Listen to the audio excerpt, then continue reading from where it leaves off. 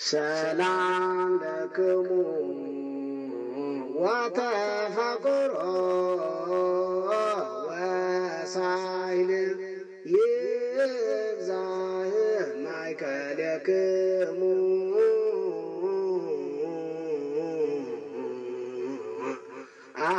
አኀዊነ በኩሉ አስተፋጠንኩ ከመ እጽሐፍ ለክሙ በእንተ ሕይወተ ኩልነ እስመ ጽድቀ እጽፍ ለክሙ ጽውቀ ወአስተበቁዐክሙ ከመ ትትቀነይዋ ለእንተ ተውበት ለቅዱሳን ሃይማኖት። በስመ አብ ወወልድ ወመንፈስ ቅዱስ አሐዱ አምላክ። ክርስቶስ ተንሥአ እሙታን በዐቢይ ኃይል ወሥልጣን አሰሮ ለሰይጣን አግዓዞ ለአዳም ሰላም እምይእዜሰ ይኩን ፍስሐ ወሰላም። ቃለ ቡራኬ ብፁዕ አቡነ ጳውሎስ ጳጳስ ሀገረ ስብከት የሩጳን አባይ ብርጣንያን ናብ ኩለን ንኡሳን ሀገረ ስብከታት አብያተ ክርስቲያናትን ማሕበራትን ኦርቶዶክስ ተዋሕዶ ቤተክርስቲያን ኤርትራ እንኳዕ ናብ ብርሃነ ትንሣኤ ጐይታናን አምላኽናን መድሒናን ኢየሱስ ክርስቶስ ብሰላም አብጽሐና። ፍቁራን ህዝበ ክርስቲያን በ40 ብ80 ከባብራኽ ሥላሴ ዝተወለድኩም ምእመናት ሰላምን ፍቅርን ምሕረትን ጸጋን ናይ ጐይታና ኢየሱስ ክርስቶስ ምስ ኩላትኩም ይኹን። አምላኽናን መድሒናን ኢየሱስ ክርስቶስ ብመስቀሉ ንዓለም ዝተበጀወ ብትንሣኤ ድማ ንሞት ዝሰዓረ ናይ ዘለዓለም ሕይወቱን ዝሃበ እዩ። ጐይታ ብዘይሓልፍ ቃሉ ከም ዝነግረና ትንሣኤን ሕይወትን አነ እየ፣ እቲ በኣይ ዝኣምን እንተሞተ እኳ ብሕይወት ክነብር እዩ። ዮሐንስ 11:25 ቅድስቲ ቤተ ክርስቲያንና ነዚ ፍጹም ደስታን ሕጉስን ብዜማ እንዳዜመት ዛቲ ዕለት እንተ ገብረ እግዚአብሔር ንትፈሳህ ወንታሰይ ባቲ ኦ እግዚኦ አድህንሶ ኦ እግዚኦ ሰርህሶ መዝሙር 117 ብምባል ብኽብሪ ተብዕሎ። ትንሣኤ ጐይታናን አምላኽናን መድሒናን ኢየሱስ ክርስቶስ ኣብ ነገረ ድሕነት እቲ ዝዓበየ ቦታ ሒዙ ዝርከብ እዩ። ትንሣኤ ዓወት እዩ። ትንሣኤ ሕይወት ኣብ ልዕሊ ሞት እዩ። ትንሣኤ ብርሃን ኣብ ልዕሊ ጸልማት እዩ። ትንሣኤ ተስፋ ኣብ ልዕሊ ተስፋ ምቑራጽ እዩ። እቶም ክልተ ቅዱሳን መላእክቲ ነተን ቅዱስ ሥጋ ጐይታና ቅቡይ ቅቡይ ክቐብኣ ዝመጻ ቅዱሳን ኣንስቲ ክበስርወን እንከለዉ ንምንታይ ከ ነቲ ሕያው ምስ ምውታድ ትደልዮ ኣለኽን? ንሱስ ተንሲ እዩ ኣብዚ የሎ በልዋን ሉቃስ 24:5-6 ጐይታ ተንሲ እዩ። መቓብር ባዶ ኾይኑ እዩ። ሞት ተሳይሩ ተስፋ ድማ መሊኡ። እምበኣር ኩሉና በዛ ክብርቲ መዓልቲ ፍጹም ሓጎስ ክንሕጐስ ይግባአና፣ ደስ እውን ይበለና። እዞም ቃላት እዚኣቶም ንዘለዓለም እንዳ ኣቃላሕና ንኹሎም ኣብኡ ንኣምን ኣብኡ ዝኣምኑ ዘለዓለማዊ መጽናዕን ተስፋን ይህብ እዩ። ትንሣኤ ፍጻሜ ተስፋ እግዚአብሔር እዩ። ትንሣኤ ጐይታናን አምላኽናን መድሒናን ኢየሱስ ክርስቶስ ሓደ በይኑ ዝተነጸለ ተኣምር ኣይኮነን። ትንሣኤ ኣዳም ን5500 ብተስፋ ዝተጸበዮ ነቢያት ብትንቢቶም ተነበይዎ ህዝቢ እግዚአብሔር ብጾምን ጸሎትን ነቒሖም ብሃንቀውታ ተጸበይዎ መዘምራን ብመዝሙር ዝተዘመረሉ እዩ። ካብ ውድቀት ኣዳም ክሳብ መስዋእቲ ይስሐቅ፣ ካብ ምድሓን እስራኤል ብቐይሕ ባሕሪ ክሳብ ዮናስ ኣብ ከብዲ ዓሳ 3 መዓልቲ መጽንሑ ኩሉ እዚ ምስጢር እዚ ናይ ትንሣኤ ጽላሎት እዩ። ናይ ትንሣኤ እውን ምልክት እዩ። እዚ ማለት ሞትን ትንሣኤን ጐይታና ኢየሱስ ክርስቶስ ከም ዝኾነ ዝሕብር እዩ። እቲ ቃል ከምዚ ይብል ክርስቶስ ተንሥአ እሙታን ሞተ ወቸደሎ ሞት ለለውሰ መቃብር ወሃበ ህይወት ዘለዓለም ዕረፍት ሓይሊ ትንሣኤ ትንሣኤ ጎይታና ሕሉፍ ፍጻመ ጥራይ ኣይኮነን ንህይወት ዝቕይር ዘለዓለማዊ ክውንነት እዩ። መሰረት እምነትና ድማ እዩ። ከምቲ ሐዋርያ ቅዱስ ጳውሎስ ዝጸሓፎ ክርስቶስ ዘይተንሥአ እንተኾይኑ ስብከትና ከንቱ እዩ፣ እምነትኩምን ከንቱ እዩ። ቀዳማይ ቆሮንጦስ 15:14 ብትንሣኤ ጎይታና መድሒናን ኢየሱስ ክርስቶስ ብጌታ ሲኦል ተሳዒሩ መርገም ኃጢአት ድማ ጠፊኡ እዩ።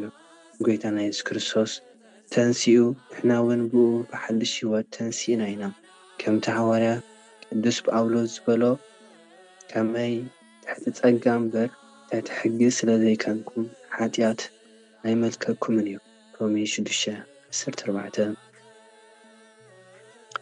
ትንሣኤ ስዕረት ስጋዊ ሞት ጥራይ ዘይኮነ ነፍስና ካብ ኃጢአት ትትንሣኣሉ ናብ እግዚኣብሔር እትቐርበሉ እዩ።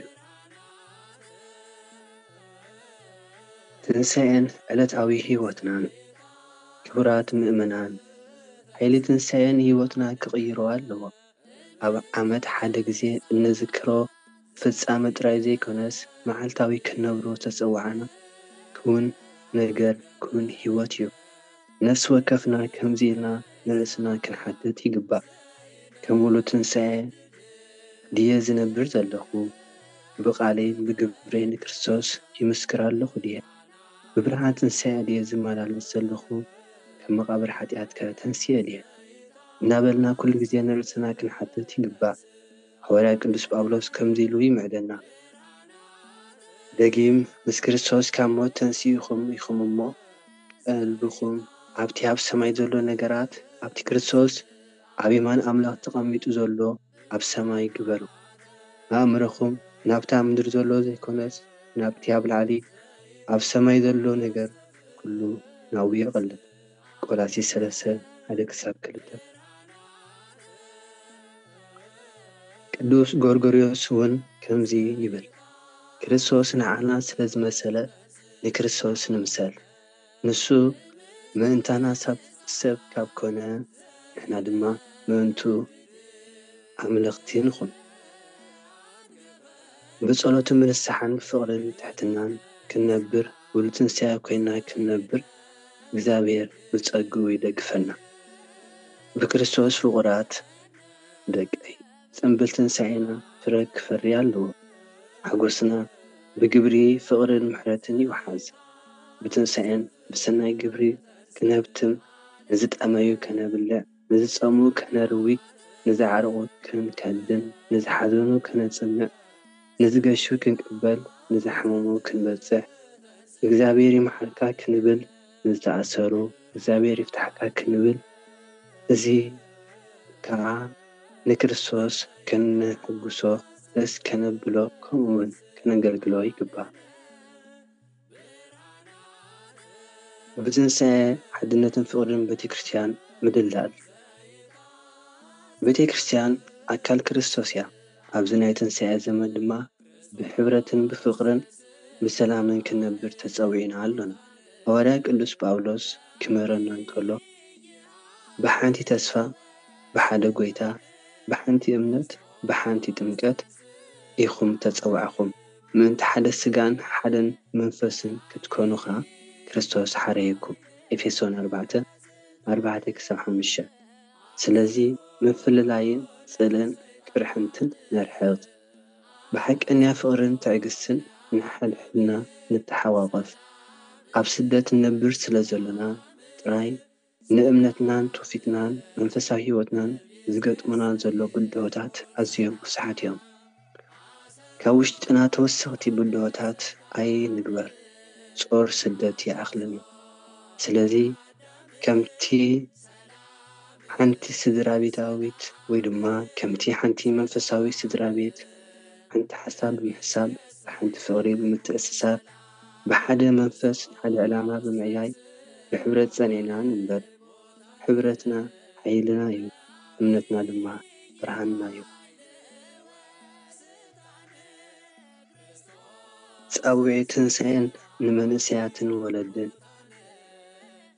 ንመንእሰያት ፍቁራን ደቀይ መጻኢ ቤተክርስትያን ንስኹም ኢኹም ብትንሳኤ ቅዱስ ህይወት ንኽትነብሩ ንጽሑ ብሓይሊ ክርስቶስ ተለወጡ እምበር ነዚ ዓለም እዚኣ ኣይትምሰልዋ ኣብ ህይወትኩም ፍቓዱ ድለዩ ናብታ መንፈሳዊት ቤትኩም ዝኾነት ቤተክርስትያን ቅረቡ ብክርስቶስ ፍቁራት ወለዲ ንደቅኹም ፍርሓት ኣምላኽ ዓብይዎም ቤትኩም ናይ ጸሎትን ይቕሬታን ክርስቲያናዊት ፍቅድን ቤትን ትኹን ቅዱሳት መጽሓፍቲ ብሓባር አንብቡ ደቅኹም ብምግብን ብምብላዕ ብመስተን ጥራይ ዘይኮነ ብትንሳኤ ክርስቶስ ክሕጎሱ በእምነት ብሰናይ ግብሪ ከብቱ መሃርዎም መደምደምታ ቃላት ትንሳኤ በክርስቶስ ፍቁራት ደቀይ ነዚ ቅዱስ ወቕቲ ኣብ ነብዕለሉ ዘለና እዋን ናይ ፋሲካ ሓጎስና ኣብ መዓልታት ፋሲካ ጥራይ ከይተሓጽረ ኣብ ሙሉእ ህይወትና ይወሓዝ ኣብያተ ክርስቲያናት ይምላ ልብና ይንጻ ኣእዳውና ንሰናይ ምግባር ንጡፋት ይኾና ንሞት ሲዒሩ ብክብሪ ዝተንስአ ጎይታናን ኣምላኽናን መድሓኒትናን ኢየሱስ ክርስቶስ ንኹልኹም ምሉእ ጥዕናን ሰላምን ምሕረትን ይሃብኩም ብርሃን ትንሣኤ ጎይታ ንመንፈስኩም ዘሕድስ ነፍስኩም ዘተንስእ ይኹን ኣማላድነት ቅድስቲ ቅዱሳን ወላዲተ ኣምላክ ድንግል ማርያም ተራዳእነት ኩሎም ቅዱሳን ስታፌ ትንሣኤ ጎይታና ወትሩ እስኩላትኩም ይኹን ስብሐት ለእግዚአብሔር ልዑል ወለወላዲቱ ማርያም ድንግል ወለመስቀሉ ክቡር ወኃያል ብፁዕ አቡነ ጳውሎስ ጳጳስ ሀገረ ስብከት ኤሮጳን አባል ቅዱስ ሲኖዶስን ሰላም ለክሙ ወተፋቅሮ ወሳይል ይብዛህ ማእከለክሙ